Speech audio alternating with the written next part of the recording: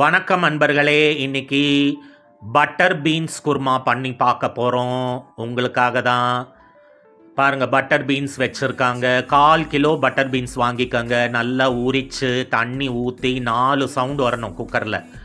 நல்லா வேகணும். நீட்டாக நறுக்கின வெங்காயம், இஞ்சி, கேப்சிகம், உருளைக்கிழங்கு க்யூபாக நறுக்கினது வச்சுக்கோங்க. இப்போ கடாயில் பட்டர் போட்டு பூண்டை வதக்கிறாங்க. ரொம்ப நல்லது உடம்புக்கு. அதுக்கப்புறம் பார்த்தீங்கன்னா நீட்டாக நறுக்கின வெங்காயம் அதில் போட்டு வதக்கிறாங்க. நல்ல கோல்டன் ப்ரௌனில் வரணும், அது வரைக்கும் வதக்கணும். வித்தியாசமாக ஏதாவது செஞ்சால் தான் நம்மளுக்கும் நல்லாயிருக்கும் சாப்பிட. இப்போ தேவையான அளவு உப்பு போட்டு நல்லா பெரட்டணும். பார்த்தீங்களா, கோல்டன் கலரில் வந்துடுச்சு. இப்போ அது மேலே தக்காளியை ஆட் பண்ணி வதக்கணும். நல்லா வதக்கி இப்போ பார்த்தீங்கன்னா என்ன, இஞ்சி போடுறாங்க. இஞ்சி உடம்புக்கு நல்லது, டைஜஷனுக்கு ரொம்ப நல்லது. இப்போ மூடி வச்சு நல்லா வதங்கியிருக்கு பாருங்க கடாயில். அதை ஒரு தனி பாத்திரத்தில் எடுத்துக்கணும். இந்த பாருங்க எடுத்துக்கிட்டாங்க. இதை மிக்சியில் ட்ரான்ஸ்ஃபர் பண்ணி அதுக்கு முன்னாடி முந்திரி போடணும். இப்போ அதுக்கு முன்னாடி அவங்க வேற ஒரு கடாயில் பட்டர் போட்டுட்டாங்க. நல்லா உருகுது பாருங்க பட்டர். அது மேலே எண்ணெய், பட்டரும் எண்ணெய் மேலே அவங்க என்ன போட போகிறாங்க தெரியுமா? க்யூபாக நறுக்கின உருளைக்கிழங்கு. பார்த்தீங்களா, எவ்வளோ கரெக்டாக சொல்லிட்டேன் நான். நல்லா வதக்கணும். வதக்கிட்டு மூடி வச்சுட்டு வேகணும்.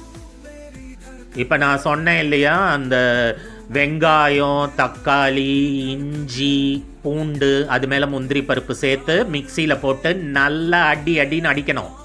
அதுக்கப்புறம் ஒரு விழுது வரும். இப்போ கேப்சிகம் ஆட் பண்ணியிருக்காங்க பாருங்கள். அந்த உருளைக்கிழங்கோட நீட்டாக இருக்கணும் கேப்சிகம். அப்போ தான் அழகாக இருக்கும் பார்க்க. மூடி வச்சுட்டாங்க வேகட்டோன்ட்டு. இதை பார்த்தீங்களா, விழுது, தக்காளி, வெங்காயம் அதெல்லாம் வதக்கின விழுது அங்கே இருக்குது. அதுக்கப்புறம் இஞ்சி, பூண்டு, அந்த விழுதை அந்த கேப்சிகம் மேலேயும் உருளைக்கிழங்கு வதக்கினது மேலேயும் போட்டாச்சு. போட்டு நல்ல ஒரு பெரட்டுறாங்க. சப்பாத்திக்கு ரொம்ப நல்லா இருக்கும். சும்மா வெல்லத்தையும் சர்க்கரையும் வச்சு கொடுக்காதீங்க பசங்களுக்கு. வித்தியாசமாக கொடுங்க, அப்போ தான் விரும்பி சாப்பிடுவாங்க. இப்போது 1 ஸ்பூன் மஞ்சப்பொடி, 1 ஸ்பூன் கூட வேண்டாம், தேவையான அளவு மஞ்சப்பொடி, காரப்பொடி 2 ஸ்பூன் அளவுக்கு ஏற்றபடி, தனியா ஒரு 2 ஸ்பூன், அதுக்கப்புறம் ஜீரகப்பொடி போட்டு எல்லாம் மருத்துவ குணம் நிறைஞ்சது போட்டு நல்லா கலர்றாங்க பாருங்கள். ஹோமில் பண்ணி சாப்பிடுங்க. இதெல்லாம் வயிற்றுக்கும் ஒன்றும் பண்ணாது.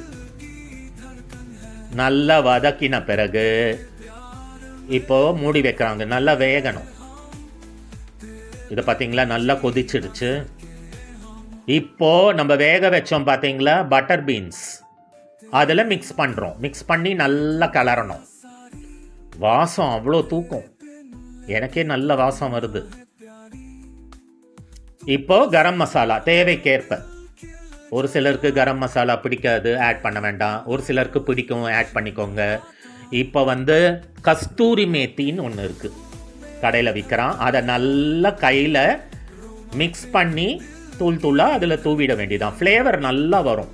கஸ்தூரி மேத்தி ஆட் பண்ணால் நல்ல ஃப்ளேவர். பார்த்தீங்களா, இப்போ சப்பாத்திக்கு தொட்டுக்க சாப்பிட்டீங்கன்னு வச்சுக்கோங்க, ஹோட்டலெல்லாம் மறந்துடுவீங்க.